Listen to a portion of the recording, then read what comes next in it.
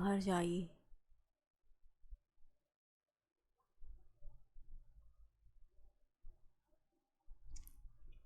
وہ دلہن بنی بیٹھی سہاگ کی سیج پہ اپنے شوہر کا انتظار کر رہی تھی جو اس سے 30 سال بڑا تھا۔ کبھی یہ جگہ اس کی بڑی آپی کی ہوا کرتی تھی، مگر قسمت کی ستم گری کہ آج وہ اپنی بہن کی جگہ دلہن بنی بیٹھی تھی، اس کے شوہر کا انتظار کر رہی تھی۔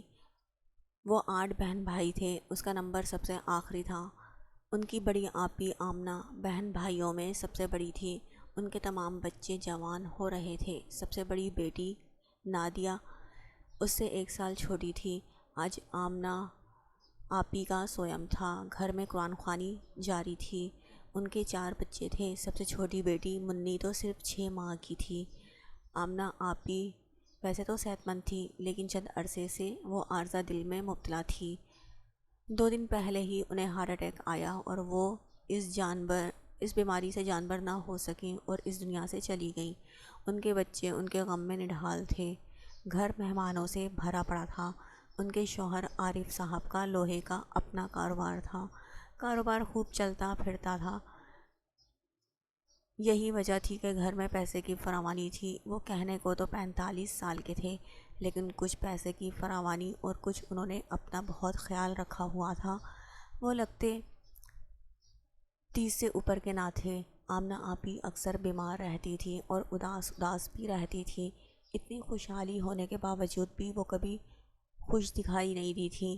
آج ان کا سویم تھا، لوگوں کا آنا جانا لگا ہوا تھا۔ گھر میں عیش و عشرت دیکھ کر سب کی رال ٹپک رہی تھی۔ ابھی آپی کا کفن بھی میلا نہ ہوا تھا کہ لوگ عارف بھائی کو دوسری شادی کا مشورہ دینے لگے۔ کچھ لوگ ڈھکے چھپے لفظوں میں لڑکیاں بھی بتانے لگی۔ وہ جو کچن میں منی کا دودھ بنا رہی تھی، منی کا دودھ لے کر پاس سے گزرنے لگی کہ عارف بھائی کی نظر اس پہ پڑی۔ درمیانہ قد، پتلی دبلی سی 15 سال کی حلیمہ، جو کہ 2 چٹیاں بنائے اپنے دھیان میں ان کے پاس سے گزر گئی تھی، ان کے دل کو بھا گئی اور انہوں نے وہیں اس سے نکاح کا فیصلہ کر لیا۔ حلیمہ کے اور عارف صاحب کی عمروں میں 30 سال کا فرق تھا۔ ان کی بڑی بیٹی بھی حلیمہ سے 1 سال چھوٹی تھی۔ تمام بچے خالہ کے بجائے حلیمہ کا نام لیتے تھے اور اسے دوست کی طرح ٹریٹ کرتے تھے۔ وہ اپنے دھیان میں اپنی بھانجی کا خیال رکھ رہی تھی۔ اسے نہیں پتا تھا کہ اس کے بہنوئی اس پہ غلط نظر رکھے ہوئے ہیں۔ وہ جب تک وہاں اپنی بہن کے گھر میں رہی، عارف صاحب اس کے آگے پیچھے گھومتے رہے۔ کبھی اسے کسی چیز کی پیشکش کرتے تو کبھی کسی چیز کی، کبھی چائے کا کہتے تو کبھی کھانے کا۔ وہ اسے اپنے ارد گرد ہی رکھنا چاہتے تھے۔ وہ بھی انہیں اپنا بہنوئی سمجھ کے ان کے کام بھاگ بھاگ کر کر رہی تھی، لیکن وہ یہ نہیں جانتی تھی کہ ان کے دل میں تو کچھ اور ہی چل رہا ہے۔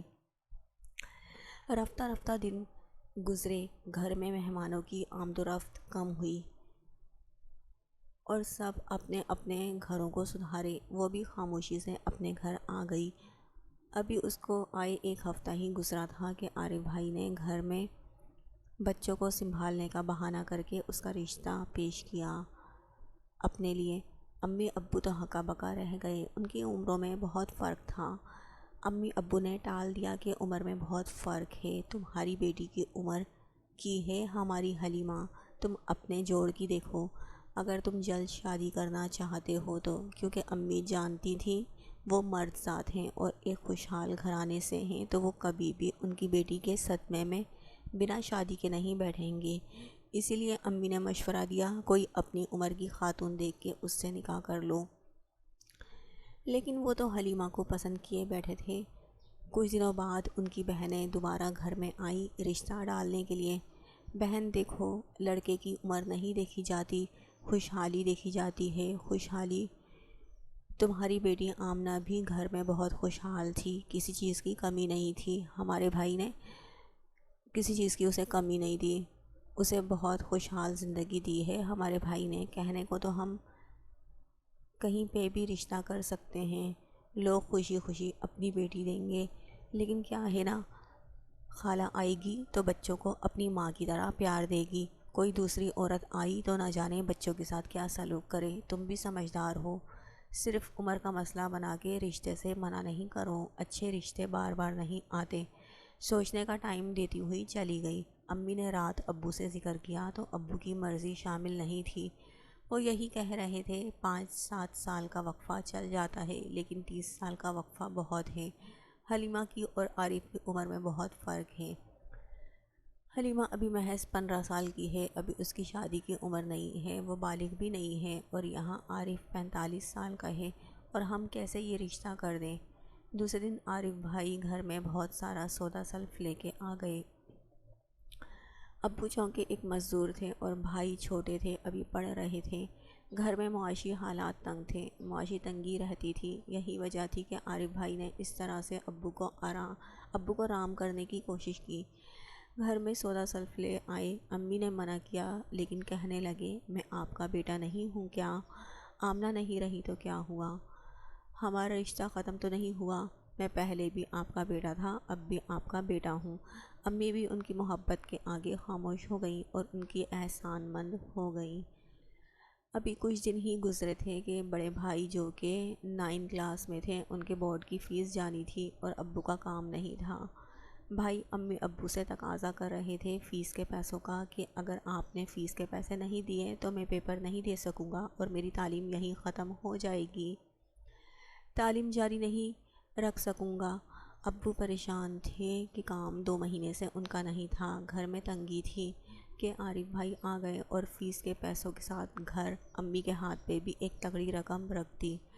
امی آپ پریشان کیوں ہوتی ہیں؟ میں ہوں نا، میں آپ کا بڑا بیٹا ہوں، میں آپ کی مدد کروں گا اور میرا فرض بنتا ہے کہ گھر کے حالات پہ نظر رکھوں، آپ لوگوں کی ضروریات کو پورا کروں۔ لیکن عارف بھائی کسی صورت نہیں مانے اور مجبوری کا بھی تقاضا تھا کہ امی ابو کو خاموش ہونا پڑا، ان کا یہ احسان لینا پڑا۔ اب اکثر وہ آنے لگے گھر میں، کبھی وہ ہم بہنوں کے کپڑے لے آتے تو کبھی گھریلو سامان لے آتے، کبھی گھر کا راشن ڈلوا رہے ہوتے تو کبھی ہم بہن بھائیوں کی فیسیں دے رہے ہوتے۔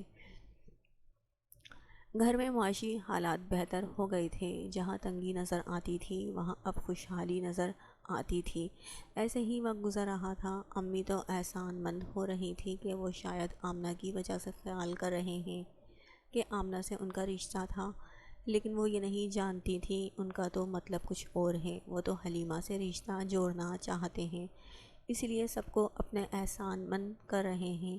کچھ ٹائم بعد انہوں نے دوبارہ اپنا رشتہ ڈالا۔ اب امی ابو سوچ میں پڑ گئے، وہ کیسے منع کریں کیونکہ وہ ان کے کافی احسان مند ہو گئے تھے۔ آپی کے انتقال کو بھی 8 ماہ کا عرصہ گزر چکا تھا۔ اس سے پہلے کہ امی ابو کوئی جواب دیں، ابو پہ فالج کا اٹیک آیا اور ابو بالکل بستر کے ہو کر رہ گئے۔ بھائی تعلیم چھوڑ کے گھر کے لیے جاب کرنا چاہتا تھا لیکن انہوں نے سختی سے منع کر دیا کہ گھر کی ذمہ داری میں اٹھاؤں گا، آپ کو فکر کرنے کی ضرورت نہیں، اور ابو کا اچھے ہاسپٹل میں بھی علاج کروانے لگے۔ اچھی خوراک ملنے اور اچھے ہاسپٹل میں علاج سے 2 مہینے میں ہی ابو صحت یاب ہو گئے تھے۔ اب تو ابو انہیں اپنا بڑا بیٹا کہتے تھے اور ہر گھر کے کام میں ان کا مشورہ ضرور لیتے تھے۔ انہوں نے چھوٹے بھائیوں کو پڑھائی کے بعد اپنے کارخانے میں اچھے معاوضے پہ کام دے دیا۔ امی تو ان کی بہت مشکور تھیں کہ وہ ہر چیز میں خیال کرتے ہیں۔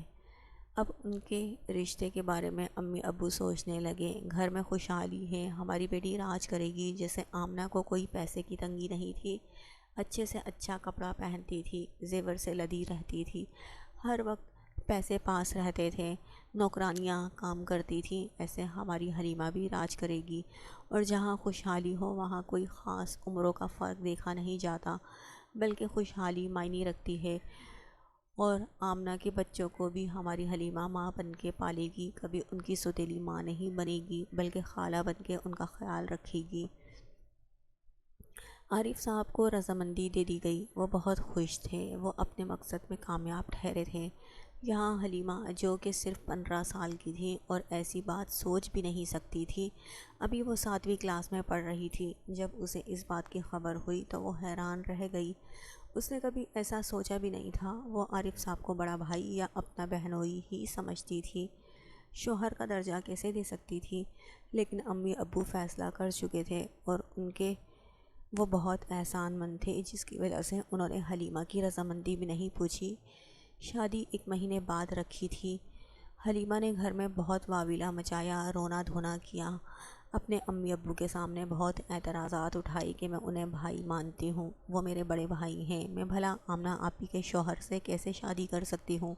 میں یہ شادی نہیں کرنا چاہتی، میں پڑھوں گی، آپ کا بیٹا بنوں گی اور کہیں اچھی جاب کروں گی۔ لیکن امی ابو کسی طور پر سننے پر تیار نہیں تھے۔ عارف بھائی نے ایک تگڑی رقم حلیمہ کے سامان کی تیاری کے لیے امی کے ہاتھ پر رکھ دی کہ جو حلیمہ کو پسند ہے وہ اس کو شاپنگ کروائی جائے۔ حلیمہ تو اس شادی پر بھی رضامند نہیں تھی، وہ بھلا کیا شاپنگ کرتی، اس نے صاف منع کر دیا۔ امی اپنی مرضی سے ہی شاپنگ کرتی رہیں، زیور کپڑے جو انہیں سمجھ آیا وہ شاپنگ کرتی رہیں۔ شادی سے 1 ہفتے پہلے وہ بری کے نام پر سامان لے کر آئے۔ بری بے انتہا شاندار تھی، کپڑے ایک سے بڑھ کر ایک تھے، زیور بہت بھاری سیٹ تھے، ہر ضرورت کی چیز موجود تھی۔ امی نے خوشی خوشی تمام محلے کی خواتین کو بلایا اور دکھایا۔ سب لوگ حلیمہ کی قسمت پر رشک کر رہے تھے کہ اتنی اچھی بری کسی کی بھی ابھی تک محلے میں نہیں آئی تھی جتنی اچھی حلیمہ کی آئی تھی، اور حلیمہ اپنی قسمت پہ ماتم کر رہی تھی۔ 1 مہینہ گزرا، اس کا نکاح عارف صاحب سے ہوا اور یوں وہ دلہن بنی ان کے بیڈ پہ بیٹھی ان کا انتظار کر رہی تھی۔ تھوڑی دیر گزری، وہ کمرے میں آئے، اسے دلہن بنا ہوا دیکھا اور اس کی طرف بڑھے۔ حلیمہ، آج تو بہت خوبصورت لگ رہی ہے تو۔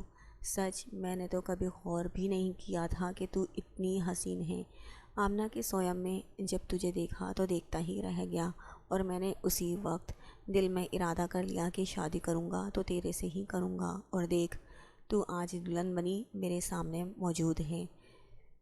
عارف بھائی، پلیز آپ ایسی باتیں نہیں کریں، میں صرف آپ کو اپنا بھائی یا بہنوئی ہی سمجھتی ہوں، آپ میری آمنہ آپی کے شوہر ہیں۔ آپ بھلا میرے شوہر کیسے ہو سکتے ہیں؟ جھلی ہوئی ہے کیا تو؟ کیسی باتیں کرتی ہے؟ میں کوئی تیرا سگا بھائی تھوڑی ہوں، بہن کا شوہر تھا، وہ رشتہ بھی بہن کے انتقال کے بعد ختم ہو گیا، ہمارا نکاح ہوا ہے، اب تو میری بیوی ہے اور میں تیرا بتا بھی نہیں سکتی تھی۔ وہ اپنی امی کو بتاتی تو اس کی امی الٹا اسے ہی نصیحتیں کرنے لگتی تھیں۔ ابھی بھی عارف کی وجہ سے ان کے گھر کی بہت سی ضرورتیں پوری ہو رہی تھیں۔ ان کے بھائی ابھی اس قابل نہیں تھے اور ابو اکثر بیمار رہتے تھے، ان کا کبھی کام ہوتا تھا اور کبھی نہیں ہوتا تھا، اور ان کا کام بھی ایسا تھا کہ گھر نہ چلنے کے برابر تھا، تو امی بھلا اس کا ساتھ دے کر اپنا نقصان تو نہیں کر سکتی تھی۔ آج رات جب وہ گھر میں آیا تو اس کے ساتھ ایک 30-32 کی قریب جوان عورت تھی۔ وہ اسے کمرے میں اپنے ساتھ لے گیا۔ اس نے بہت بیہودہ لباس پہنا ہوا تھا جس سے اس کا جسم عریاں ہو رہا تھا۔ وہ اسے آواز دیتا کمرے میں لا گیا۔ وہ مرے مرے قدموں سے کمرے میں داخل ہوئی تو وہ اپنی زندگی سے تھک گئی تھی، ہار گئی تھی۔ آج اسے پتہ چلا تھا کہ شادی کے بعد بھی، اتنی خوشحالی کے بعد بھی آمنہ آپی کیوں دکھی رہتی تھی، کیوں وہ خوش دکھائی نہیں دیتی تھی، ان کے چہرے پہ خوشی ڈھونڈنے پہ بھی نہیں ملتی تھی۔ ان کے ساتھ بھی عارف صاحب یہی سلوک کرتے ہوں گے اور وہ مجبور ہوں گی یہ سب سہنے پر، یہی پریشانی، یہی تکلیف انہیں دل کا عارضہ لگا گئی ہوگی۔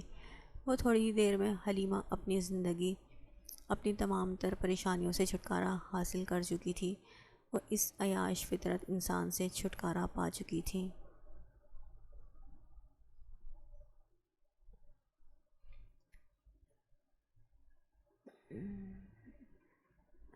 لیکن زندگی سے چھٹکارا پا کے مشکلات سے نکلنے کا یہ حل نہیں ہوتا۔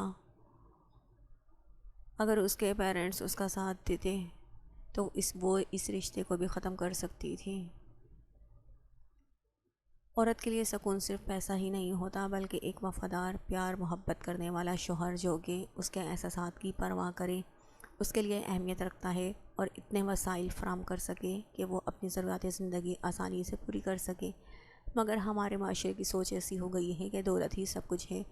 یہی وجہ ہے کہ یہ رشتے جس میں اللہ نے سکون رکھا ہے، اگر اس کی بنیاد کسی سوداگری کے طور پر رکھی جائے تو سکون کہاں میسر ہوگا؟ کمنٹ سیکشن میں رائے ضرور دیجیے گا۔